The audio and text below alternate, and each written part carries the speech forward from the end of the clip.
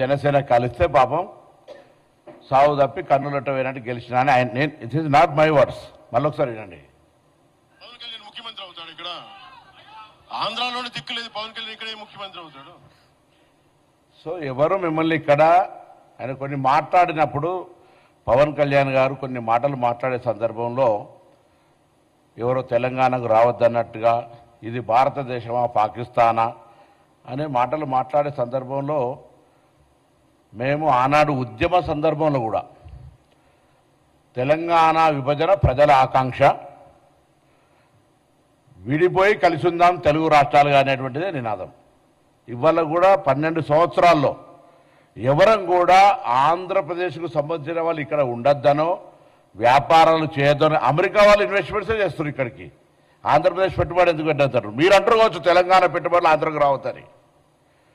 ఇంకొక మాట చెప్తున్నాను, ఎస్ మిస్టర్ పవన్ కళ్యాణ్, ఇది మా అయ్య జాగిరే, మా తెలంగాణ ప్రజల అయ్య జాగిరే, 4 కోట్ల ప్రజల మనుషుల యొక్క అయ్య జాగిరి. నీ అయ్య జాగిరి కాదు, ఫస్ట్ గుర్తుపెట్టుకో. ఇలా ముందుగా బేషరతుగా క్షమాపణ చెప్పాలి చనిపోయినటువంటి కళాకారుడు గద్దార్ గారికి. గద్దార్కు కారు కొనిచ్చినా అని చెప్పి చనిపోయిన వ్యక్తుల గురించి మాట్లాడడమే అప్రస్తుతం. ఒక కళాకారుడు,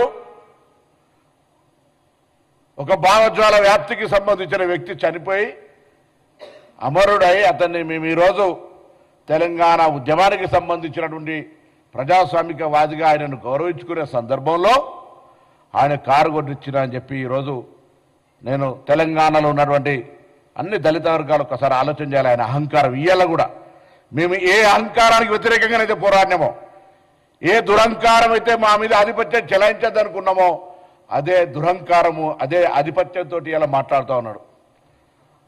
మేము ఎన్నడూ కూడా చెప్తున్నాం, వీళ్ళ కూడా రాజకీయ పరంగా ప్రజాస్వామిక భారతదేశంలో తెలంగాణ కూడా అంతర్భాగమే.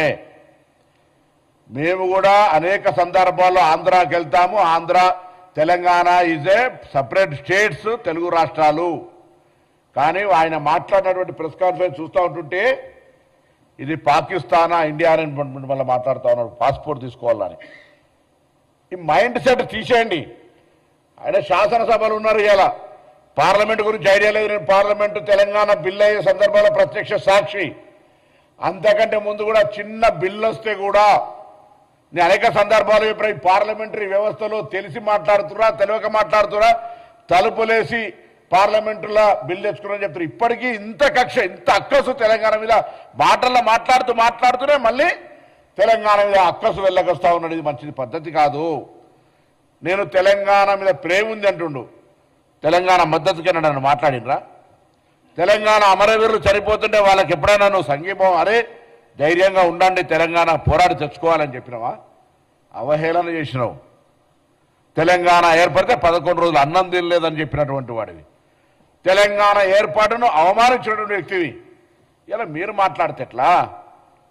మళ్ళీ రాజకీయంగా వక్ర భాష చెప్పేటువంటి ప్రయత్నం జరుగుతోంది. అలా వారు పక్కకు మాట్లాడిన కొద్దీ తాపకొక స్లిప్పిట్లు వస్తూ ఉంది. పాపం పవన్ కళ్యాణ్ గారిని పేడ్ ఆర్టిస్టు, రేపు పొద్దున నిజంగా నాగరంలో బాగా డబ్బులుంటే నేను కూడా ఆయన ఒక పాత్రకి ఎంగేజ్ చేసి ఈ విధంగా మాట్లాడగలగడానికి అవకాశం. ఎందుకంటే ఆయనకు వచ్చే చిట్టీలు భారతీయ జనతా పార్టీ నుంచి వస్తున్నాయి, టీఆర్ఎస్ పార్టీ నుంచి వస్తున్నాయి. తెలుగు స్క్రిప్ట్ రాసుకొని మాట్లాడతారు.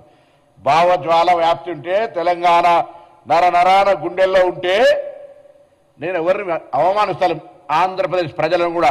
ఈవెన్ చంద్రబాబు నాయుడు గారు, తెలంగాణ ముఖ్యమంత్రి రేవంత్ రెడ్డి గారు వచ్చి కూర్చుంటే కూడా తెలంగాణ విభజన హామీలను సామరస్యంగా పరిష్కరించుకోవాలని మాట్లాడుకునేటువంటి అటువంటి వాతావరణాన్ని కలిగేసే ప్రయత్నం చేస్తూ ఉన్నాం.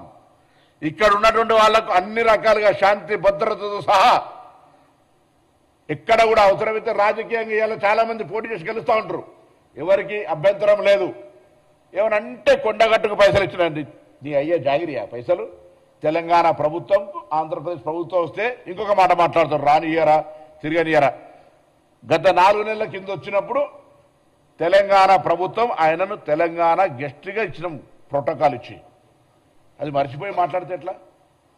నువ్వు తెలంగాణ ఆవిర్భావ దినోత్సవం రోజు అందరినీ కట్టెబెట్టి గెలికినట్టుగా నవనిర్మాణ తెలంగాణ ఆవిర్భావ దినోత్సవం తెలంగాణ ప్రజలకు శుభాకాంక్షలు చెప్తాను. ఇది ప్రజల ఆకాంక్ష, పోరాడి సాధించుకున్నారు, బాగండి అని కోరు.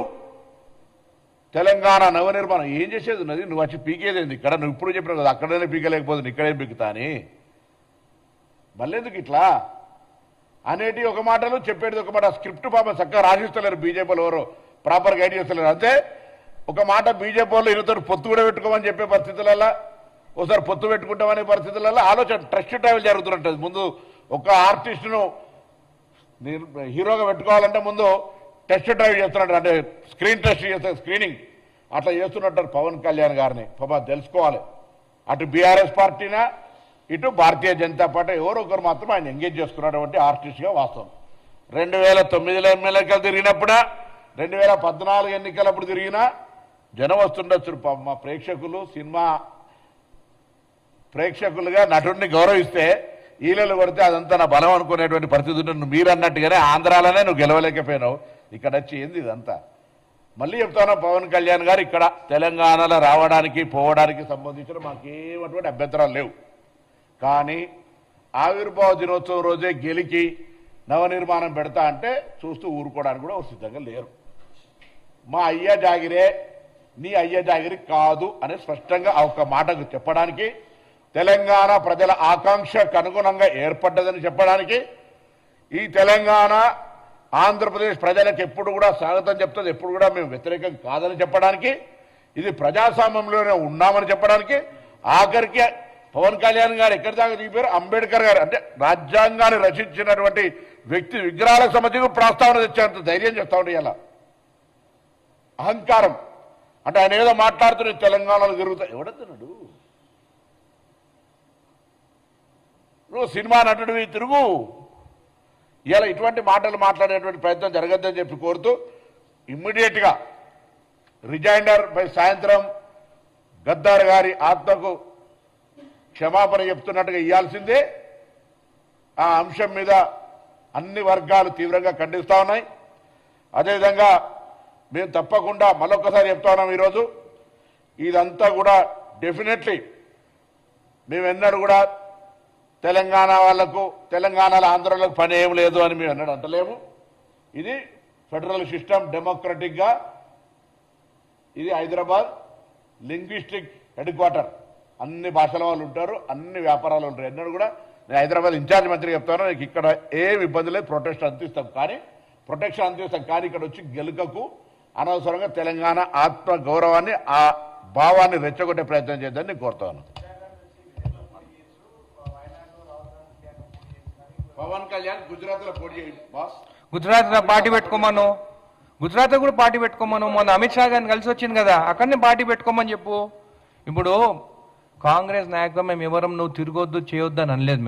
మేము ఏమన్నాము, తెలంగాణ వాళ్ళ నరదిష్టి కళ్ళు మంచివి కావు, అందుకే కోనసీమల చెట్లన్నీ చచ్చిపోతున్నాయి, బహుశా దానివల్లనే వాళ్ళు తెలంగాణ కావాలనుకున్నారని చెప్పి మాట్లాడింది ఎవరు? మేము ఎప్పుడు నేను రావద్దని, నువ్వు కూడా 2007లో తిరిగినావు నువ్వు. కానీ ఎవరి కోసం తిరిగినావు? అప్పుడు ప్రజారాజ్యం పార్టీ కోసం తిరిగినాం. ప్రజారాజ్యం పార్టీ ఎవరిది? మీ అన్న చిరంజీవి గారిదే కదా. చిరంజీవి గారు అంటే మాకు అభిమానం. మళ్ళీ పార్టీ తర్వాత ఏమైంది? కాంగ్రెస్ పార్టీతో విలీనమైంది. చిరంజీవి గారు రాజ్యసభ టికెట్ ఇచ్చింది కాంగ్రెస్ పార్టీ, సెంట్రల్లో కూడా స్టేట్ మినిస్ట్రీ కూడా ఆయనకి ఇచ్చినారు. మళ్ళీ ఆ రోజు నువ్వు ఏ రోజు మాట్లాడిందంతా ఏ కోణంలో మాట్లాడినావు?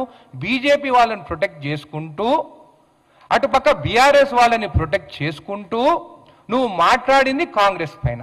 మళ్ళీ ఆ రోజు చిరంజీవి గారిని విలీనం చేయొద్దని, దాంట్లో రాజ్యసభ టికెట్ తీసుకోవద్దని చెప్పి ఎందుకు చెప్పలేదు నువ్వు? అంటే ఆ రోజు అట్లా మాట్లాడతావు, ఈ రోజు సెంట్రల్లో బీజేపీ గవర్నమెంట్ ఉంది కాబట్టి వాళ్ళతో మాట్లాడుతున్నావా?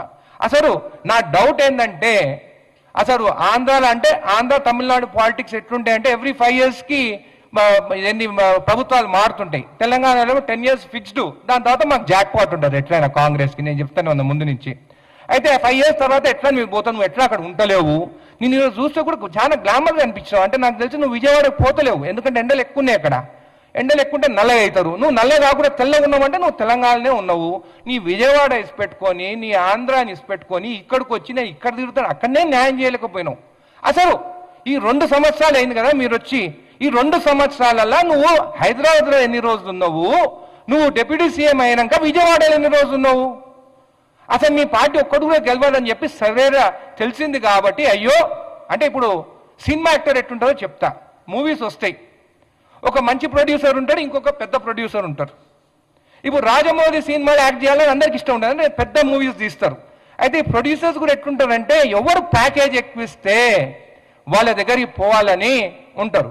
బహుశా మొన్న అమిత్ షా గారిని కలిసింది దీనికేనేమో, ప్యాకేజ్ మాట్లాడుకొని నేను తెలంగాణకు వస్తానని చిచ్చు పెట్టి కొట్లాటలు పెట్టి కావాలని నరదిష్టి అని కూడా దీనికోసమే మాట్లాడినేమో అని కూడా నాకు డౌట్ వస్తుంది. ఇదే కాకుండా పదే పదే కొండగొట్టుకు పైసలు ఇచ్చినా ఏంది ఇది? మనం తిరుపతికి పోతాం, ఉండిలో పైసలు వేస్తాం, మనం చెప్తాం ఎవరికైనా ఎంత వేస్తాం అనేది చెప్తామా మనము? అంటే నువ్వు ఆఖరికి దేవుణ్ణి కూడా వాడుకుంటున్నావు నువ్వు. ఏంది ఇది? తిరుమల వెంకటేశ్వర స్వామి పైసలు ఒకసారి ఉండి లేచిన తర్వాత అవి నీవి కావు, నావు కావు, ఎవరి కావు. అది వెంకటేశ్వర స్వామి. వెంకటేశ్వర స్వామి తన భక్తుడు ఆంజనేయ స్వామి కట్టించుకుంటున్న గుడి కొండగట్టు స్వామి గుడికి. అట్లాంటిది కూడా దేవుణ్ణి తీసుకు అయినా కానీ నాకు ఈరోజు ఒకటి అర్థం కాలే, పదే ఇంగ్లీష్లో మాట్లాడుతాడు. ఎవరి కోసం